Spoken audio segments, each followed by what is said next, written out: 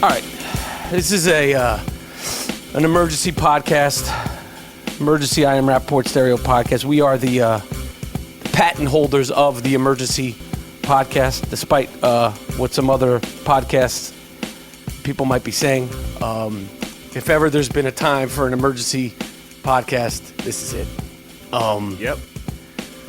I'm sorry to wake you up out of a sleep, G. Moody. I know it's late on the East Coast. I'm actually in New York. Otherwise, I'd be down at the police station bailing Charles Oakley out of jail. What happened? They fucking arrested Charles Oakley. What happened? He was at the Garden in the first quarter of the Knicks-Clippers game. And Porzingis was at the line, and then the camera just kind of swayed to see like an incident. You know, Oakley's 6'9", and he got into like a shoving match and a pushing match with security. They're saying that he was trying to go at Dolan, not to fuck him up, probably to talk greasy. Yeah. Or maybe even just to holler at him. Who the fuck knows? I don't know.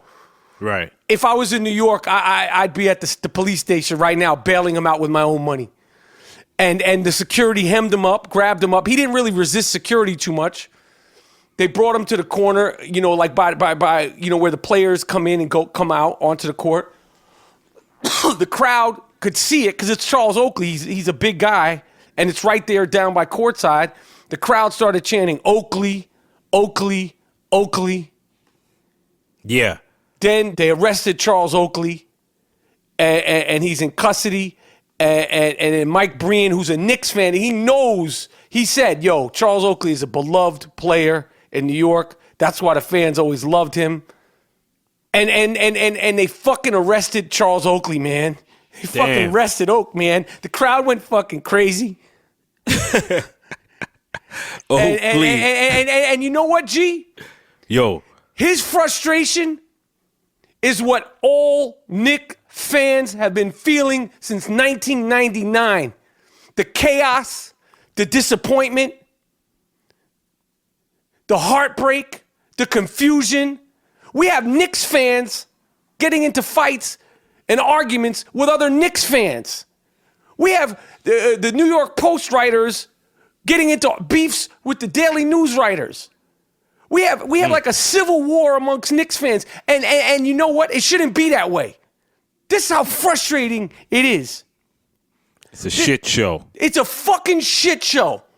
It's a fucking shit show. And it culminated with Charles Oakley Charles Oakley, listen, he's not even a top 50, top 100 player, but he exemplified what it meant to be a New York athlete. Charles Oakley will always be beloved by New York fans because he exemplified that hard work, that grit, that never say die, that never give up, that what New Yorkers are at their core. Forget the gentrified Manhattan. Forget fucking the hipster Williamsburg. I'm talking about the majority of New Yorkers. Forget Fifth Avenue and Park Avenue. I'm talking about the five boroughs as a whole. I'm talking about the working class people in Staten Island, Long Island, the Bronx, even outside of the city in Jersey. He exemplified that. And I don't know what the fallout was between him and Dolan. Oakley has talked a lot of shit. Oakley doesn't hold back. He showed tonight he's ready to fuck some shit up. You could read his mind. He said, get your fucking hands off me. Yeah, he's ready. He's ready to fuck shit up. Yeah. And his frustration, whatever it was, if he had maybe a couple of glasses of wine, is what we all feel. We all want to go to Dolan and be like, what the fuck, man? Yeah. So they fucking locked up Oak, man. They fucking locked him up. They're probably going to have Charles Oakley in the fucking Tombs. The Tombs is the jail cell in Lower Manhattan where they bring everybody. Yeah, you go to the local precinct, and then they bring you downtown. Free Charles Oakley. and all this shit about Carmelo this, and Dolan this, and Phil Jackson this. And I was thinking, you know what, G, I'm gonna keep it 500. Because I like Carmelo. I know his wife. I like him as a player. I've always liked him. But he's not the answer for the Knicks. He's been under siege with the Knicks. Yeah. And it's not necessarily his fault. And then these people are trying to say, oh, Phil Jackson, he's not this, he's not that. And I was thinking about this with Phil Jackson, Moody. Go ahead.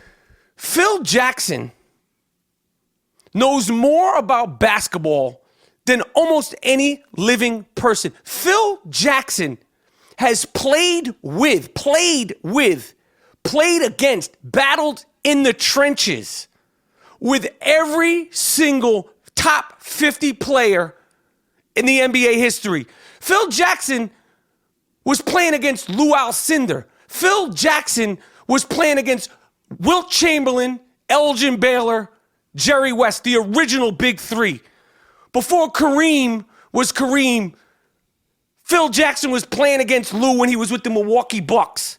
Yes. Rick Barry, Elgin Baylor, Dave Bing. He played against all of them. He played at the Garden, the Boston Garden, when it was a fucking zoo. And then forget about the people he coached. Billy Cunningham, all these fucking John Havlicek. He was in there playing against. Yo, he was in there. You talk about playing hard. On the New York Knicks, Dr. Dick Barnett was the first player he ever met when he came. Do you know who Dick Barnett is? Dick Barnett is one of the most underrated, underappreciated basketball players ever. He will bust your ass in any era. In any era. Sam Jones and them dudes. Yeah. Jerry Lucas, all these dudes. These are dudes that he traded sweat against. Forget the guys he coached. He traded sweat against all these dudes. Earl Monroe. Yo, when Phil Jackson thinks a player isn't working hard, you know what his standard is? Willis Reed. Willis Reed was a fucking goon. You talk about hard work. That Willis Reed career was made off of hard work, determination. Phil Jackson is the owner, the sole proprietor of the photographs that he shot before Game 7 of the 1970 championship. He's never released them. He saw the 3-inch needle that Willis Reed took into his thigh to go out there and play in Game 7. When you talk about playing hard, you talk about determination, you talk about work ethic, these fucking guys during that era, they had jobs during the off season. The NBA, you couldn't make a living playing in the NBA. So when Phil Jackson, just the guys he played against, when he talk about if a guy plays hard, his standards are on another level. This is true. He played against Lou Alcindor and Oscar fucking Robertson. Now, we've talked our shit about Oscar Robertson. He played against these dudes. They were playing life and death. This is how Willis Reed was playing for life and death. Mm-hmm. So when these guys are talking about, oh, Phil doesn't know this, forget the 9 fucking, the championships, the 11 championships. Forget all of that. I'm just talking about what he knows, the level of basketball players that he's been around. So if he doesn't think Carmelo is the answer, Carmelo's not the fucking answer. Phil Jackson knows. Phil Jackson knows more about basketball than you. He played against Wes Unseld, Bill Walton, and these fucking guys, Lenny Wilkins. Forget who he coached, Kobe and Shaq and Michael fucking Jordan. And if he sees something, now I'm not saying he's handled it right with the tweets against Carmelo. I think it's bullshit. I think it's total bullshit. Yeah, just come right out, man. And just trade him. Yeah, just come right out. But if he's feeling something, this is the second guy, George Karl, and I don't agree with what he did in his book shitting on Kenyon Martin, shitting on other players publicly and all this personal shit. But if George Karl, Phil Jackson, these are basketball minds. These are guys that the basketball is just... It's their it's just their fucking, it's in their blood. Not that it's not in Carmelo and the players, but experience, think about experience in relationships. If they're saying Carmelo Anthony is not that dude, you have to believe it. And the proof is in the fucking pudding. The best that he's done is take that Denver Nuggets team to the Western Conference Finals. I know the coaching situation has been fucked up in New York. It's been fucked up, and he said 5 coaches, 5 different systems, 5 different ways shoot-arounds and practices are ran. It's bullshit.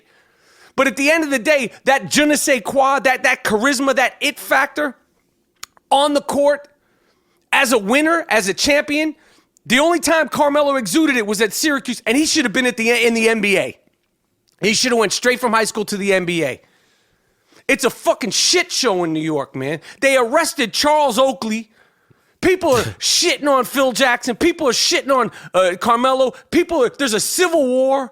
You're either on Team Carmelo or Team Phil Jackson. And fucking James Dolan, the owner of the Knicks, the son of a billionaire, has a blues band. James Dolan has a fucking blues band. Yeah. He got a lot of problems. I'm over it. I'm fucking done. I don't know what more to do. It's an embarrassment. New York City is the mecca of basketball. Yes, motherfucker. New York City is still and always will be the mecca of basketball. Before the NBA. Some people would disagree with that. Some people. I'll fucking tell you, and then I want to let you hear because I think I just busted a blood vessel with that rant. Before the NBA was a thing, the NCAA was big business. Where did the big NCAA tournaments take place? At old Madison Square Garden. Yes. In the 60s, the NBA was dominated by the Lakers and even more so by Boston. The only people that cared about the NBA were Boston Celtics fans and Laker fans. There were 8 fucking teams, and then there was 12 teams. The Knicks put the NBA on the map to turn it into an entertainment league. All right? When the Knicks started winning, it became must-see ticket in New York City. If you can make it here, you can make it anywhere. That's a fucking fact. That's when the celebrities came out. The celebrities weren't even coming out to see the Los Angeles Lakers.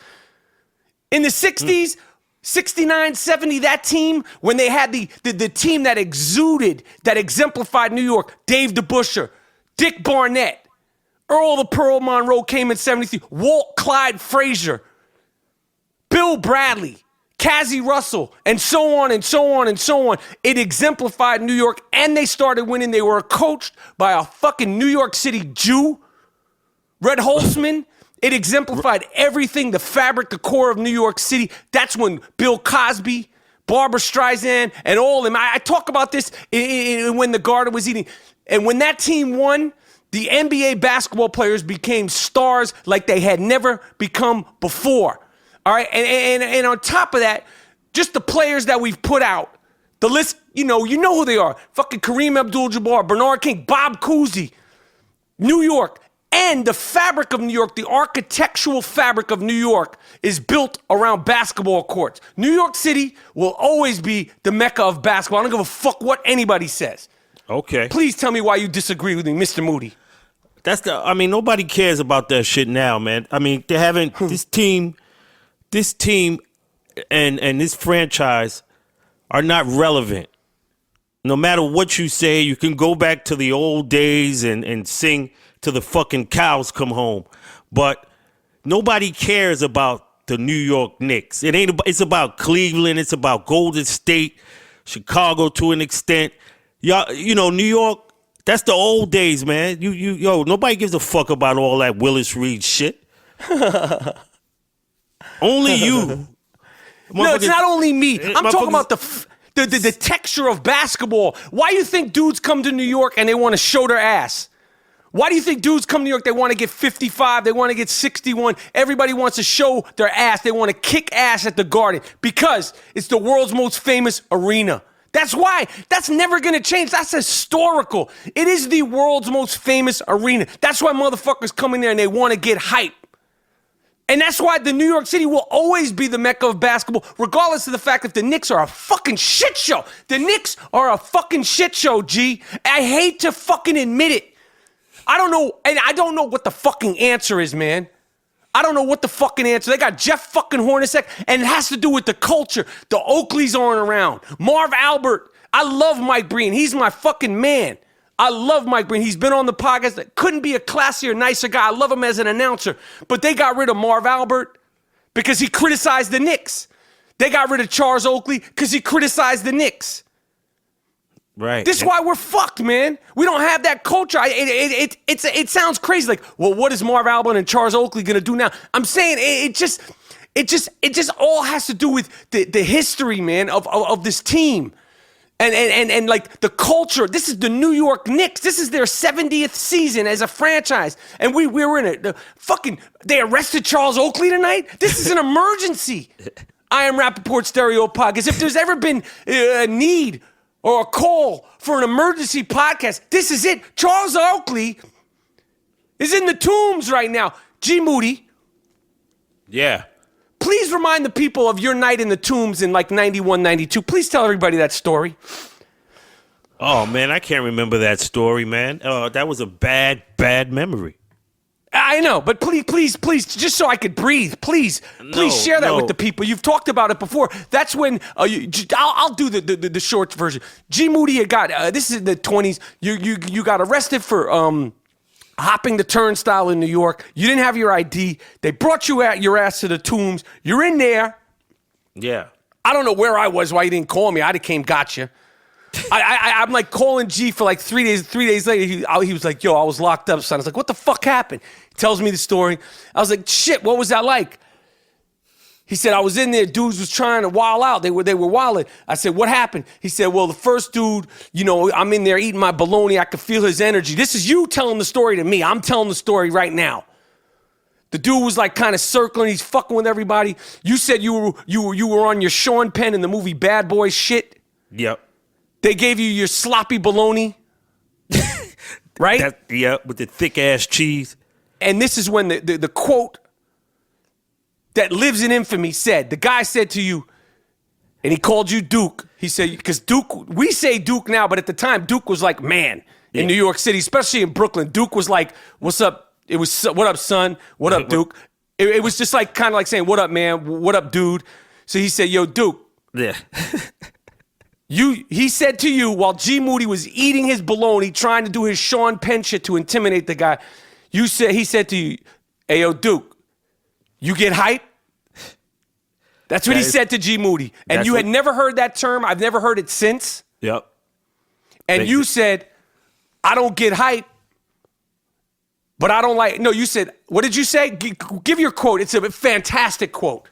I said, I get hype, but I don't like hurting black people. There it is right there. I get hype, but I don't like hurting black people.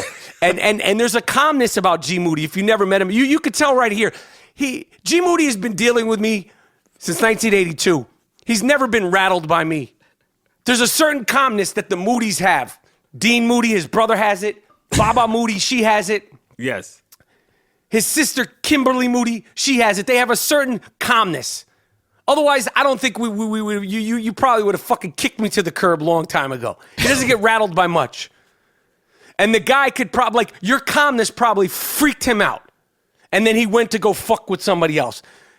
But that's where the term you get hype came from when G. Moody got arrested in, what was that, 91, 92? 91, 80. 91. No, 80 something, I don't know. 89. No, 80. I was already in LA. It was already in LA. Oh, okay. Yeah, 91. I don't know what to say. I'm sorry to wake you up out of your sleep, G. I hear you, man. You sound real salty, man. You sound like, but I'm telling you, man, nobody gives a fuck about them Knicks, man. Only you and a couple of other motherfuckers. No, you're not understanding. That's like saying you don't give a fuck about history, man. Yo, you got you see what Oakley did tonight? Listen, when Richard Jefferson, I talked about this a couple of podcasts ago, when Richard Jefferson, fucking guy can't grow facial hair for the Cleveland Cavaliers and they're up by 20 points, is giving hard fouls to the Knicks. And nobody bats an eye at Richard Jefferson. Nobody says, yo, watch that shit. Nobody does anything. This is why Charles Oakley shows up at the Garden. This is why he wants to step to Dole and be like, do something. Side note, the day Charles Oakley was traded to the New York Knicks, me and G. Moody were walking east to west on 77th Street to catch the 6 train. 77th in Lexington is Lenox Hill Hospital. From across the street, it was like a late spring, early summer day. We saw, just like everybody at the Garden, because he's 6'9", he's a true blue goon. Charles Oakley is a true blue goon. The day he got traded to the New York Knicks, we seen him across the street. This is before Twitter. This is before like you get everything instantly on the phone. There's no two-way pages, anything. Seen Oak. We said, yo, Oak, what up? Yo, what are you doing in New York? And he said, yo, I just got traded here. I'm going to get my physical right now. That's a fact. Yes, that's true. Charles Oakley told me, I'm going to try to get the video footage. He verified. I asked him straight up. During the players' lockout of 98-99, did you smack fire out of Charles Barkley? I asked him that question. I was doing something for Complex Magazine. I asked him, did you smack fire out of Charles Barkley? That was a rumor. He said, yes, I did. And I said, what did he do? He said he didn't do shit. My man Chris Mills told me the story. I made him tell me that story probably every time I see him because it's so crazy. Charles Oakley's a true goon. Free Charles Oakley. Yes, free. If I was in New York right now, I'd be down there with his bail right now. I bet you a Knicks fan bails him out tonight. Shit, man. He was in there, he fucking barroomed brawl courtside at the Knicks tonight. That's what the fuck I'm talking about. Flip the fucking tables over. Attica, motherfucker. Attica. That was the most heart and passion anybody that had to do with anything with the Knicks has shown since 1999. See, I Am Rapaport Stereo Podcast, emergency episode, the patenters of the emergency podcast. G Moody, you got anything else to add? I got nothing, man. Your passion, man. You woke me up. I hear you, man. I'm sorry, man. I'm sorry. I got nothing. All right, I'll go back to sleep. Hey, listen, stay close to the phone, man. We might need to fucking go down there. You got some cash on you? You got to go get Oak, man. Don't call me. He's down there. He's fucked up. They probably got him like locked up. He got a suit on. Don't call me, man. Peace. Yo, I am so excited for NBA All-Star Weekend, and it's not what you think. The I Am Rapaport Stereo Podcast is coming live to the Big Easy for NBA All-Star Weekend. Me and G Moody will be performing at the iconic Joy Theater in New Orleans Saturday, February 18th at 5:30, with doors opening at 4:30. Tickets are available at www.imrapaporttour.com or www.joytheater.com. You know what we do when we do live shows. You've heard them. If you're in New Orleans for the NBA All-Star Weekend, or you're just chilling down in New Orleans and you're fans of the I Am Rapaport Stereo Podcast, come see us live at the Joy Theater, Saturday, February 18th at 5:30 p.m. Doors open at 4:30. Go to www.imrapaporttour.com. The I Am Rapaport Stereo Podcast is sponsored by Casper Mattress, an obsessively engineered mattress at a shockingly fair price. You could try a Casper mattress for 100 nights risk-free in your home. If you do not love it, they will pick it up and refund you everything. With over 20,000 reviews online and an average of 4.8 stars, Casper is quickly becoming the internet's most popular mattress. They have sheets, they have pillows, they even have doggy beds. Go to Casper.com. Save $50 towards any mattress purchased by visiting www.casper.com/Rapaport. Use the promo code Rapaport. Try a Casper mattress 100 nights risk-free in your home. If you don't love it, they will pick it up and refund you everything. Go to www.casper.com/Rapaport.